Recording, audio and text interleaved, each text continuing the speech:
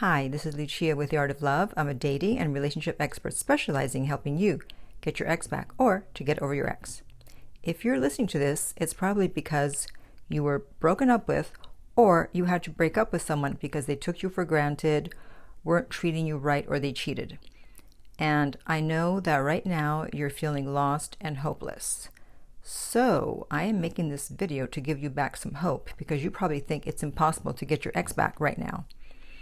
And I have a client of mine who was once in your situation, and a lot of the elements of her story are going to be resonating with a lot of you.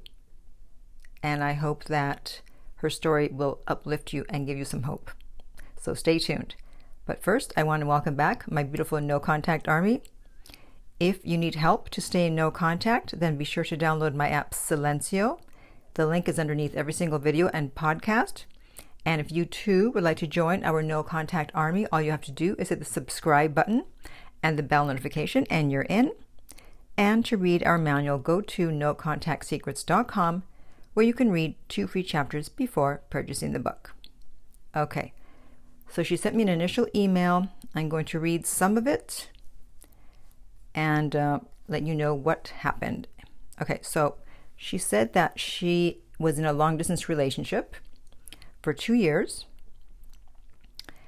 and they had an agreement that if either one of them met someone who lived closer to them, they would end things but remain good friends.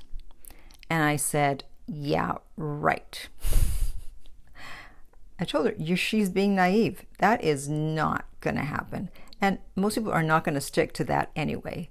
Okay, there's no way, especially as a woman, and you're bonded to this man because of our frenemy, oxytocin. You're with him for 2 years or 1 year or however long it would have been, and suddenly he meets someone closer and you think he's just going to say, oh, hey, I met someone. And you'd be like, oh, okay, good. All right, well, I won't see you anymore. I won't be your girlfriend, but yeah, let's be friends and let's chat and catch up once in a while. That is delusional. Okay? So then she said that earlier this year, she got 2 missed calls and a text message from a number saying, this is so-and-so's girlfriend. What is going on between you? He won't tell me. She said she confronted him, and at first he tried to deny it, that it was just a joke. Sure. And then he explained that they'd been dating for 3 months, but it wasn't anything serious. Sure. And he said that he was finding leading separate lives difficult and sometimes lonely. But meanwhile, she said that they were constantly in touch every single day via text and video calls from the moment they woke up to the moment they went to bed. So I don't know how he found time to cheat, but okay. Right? So everything he's saying is a lie. I'm lonely. Okay, but you're talking to your girlfriend pretty much 24/7. So she said she wasn't going to be a side piece. He begged her not to end it. And then he called her a few hours later, and he said, okay, I ended it with the other woman. Sure you did. Sure. Okay, so they start seeing each other again. They continue seeing each other. And then he came to visit, and he needed to use her laptop. And then, later on, she realized that he was still logged into her laptop. And she logged into his account in order to log out. And then something about Google Drive automatically updates itself hourly with new photos. And to quote her, I was mortified to find pictures of him and this other woman wearing matching pajamas cuddle up in bed. Ew.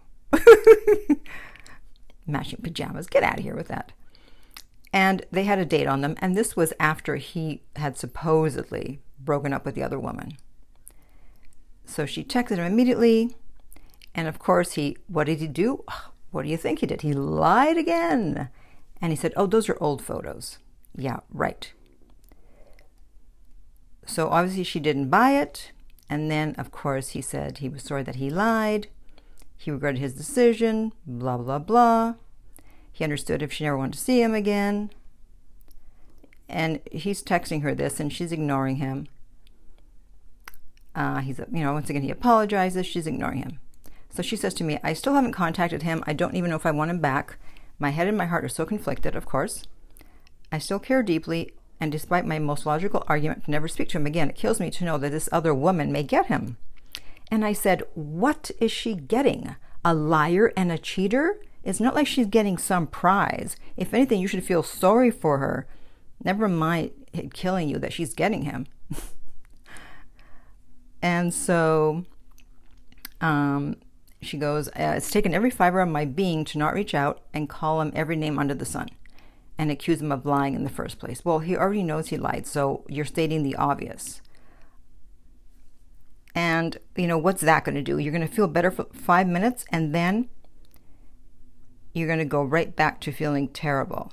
And when you do that, when you act crazy, all you're doing is that you're showing that you have a very high interest level in them, and they know they have an excellent chance of getting you back. You boost their ego. You're actually giving them peace of mind by acting crazy. They think, wow, I'm so amazing. This person is out of control. Look at them. They can't control themselves. They're freaking out. Look how wonderful I am. Don't ever give anyone the benefit of freaking out on them, especially when they've cheated and lied. You go straight into no contact. And then she goes, I don't know if he'll ever reach out again. And I said, oh, please. He will definitely 100% reach out. Okay, I had absolutely no doubt he would reach out.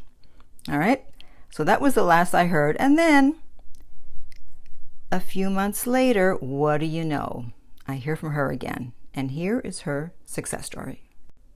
So she goes on to say that 4 days after that last argument, he texted her and said, I miss you. Hope you know that. Shut up, breadcrumb.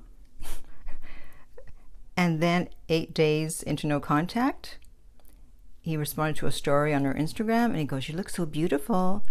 She didn't respond. Thank God. 39 days into no contact, she saw it was a text from an unknown number, and it said, if you haven't already blocked my number, you're about to get a missed call. I sat reading the message thinking, what on earth? Before I had a chance to even consider that it might be him, my phone started ringing. I ignored it. My phone rang again. I ignored. I ended up with 9 missed calls and a voicemail from who? His girlfriend. I eventually listened to the voicemail, and she was crying uncontrollably. Exactly. I said, you need to feel sorry for her. I just made out the words, I found him looking at your pictures on his phone. I deleted the voicemail, blocked the number and any future unknown numbers, and then decided to take action and block him across every single social media platform. As far as I was concerned, I was done. I was not about to invite drama into my life. Way to go. Day 57. Interesting. Day 57. Would that be between days 45 and 60? I think so. I woke up one morning and saw a notification on Instagram from an unknown account that wanted to send me a message. It was him. Of course it was. And he said, I know this seems kind of crazy, and maybe I am, but I need to talk to you. I miss you terribly, and no matter how hard I try, I cannot get you off my mind. I've taken some time off work and made a 3-hour drive to come see you. I'm staying at the hotel down the road. If you could please spare just a half hour to see me, I would be so grateful. I want to explain everything. Please respond. I'm so sorry for all the stress I've caused. All my love, always. Well, that's certainly a significant message. I responded a day later. Good. She's listening to me. She listened to me. Yay. And I said, I'm not interested in a man who's already committed to someone else. He responded almost instantly with a voice note and told me he had broken it off with the other woman because it wasn't over me, and she knew it. He then sent me a recording of their breakup conversation over the phone and multiple screenshots of him blocking her on all his social media. So he had receipts. Good. I agreed to meet for coffee the following day. When he saw me, he broke down. He explained that he was looking at my Instagram every single day just to see my face. And once I blocked him, he lost it.